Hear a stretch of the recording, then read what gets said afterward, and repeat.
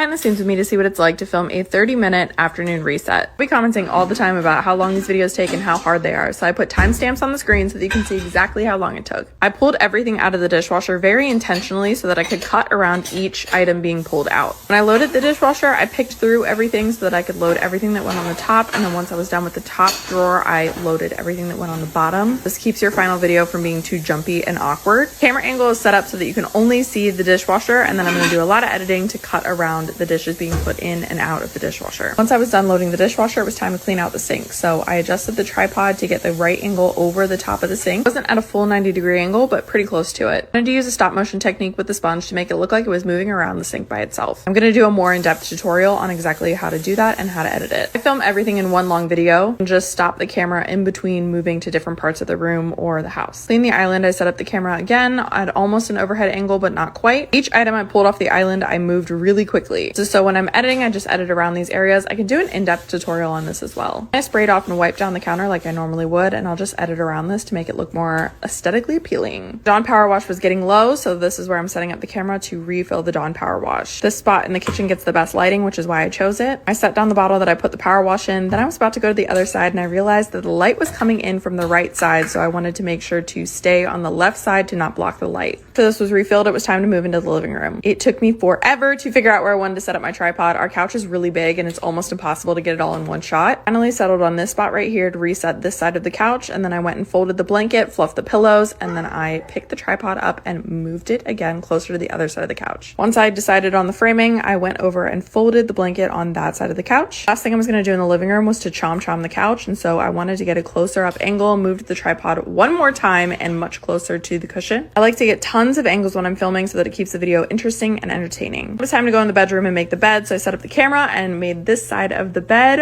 Sometimes I'll set up the camera on 0.5 so that you can see more of the bed. I just decided to do multiple angles this time. So once I was ready to move to the other side of the bed, I moved the camera angle. I kept this angle for this side of the bed and for all of the decorative pillows. Once I was done with that, it was time to go in to do my last shot, which was putting a candle up on the counter. Wasn't super specific about where I angled the camera for this shot. I just wanted to get my hands in it though. And in less than 30 minutes, we filmed a full house reset. Follow for more content creator tips.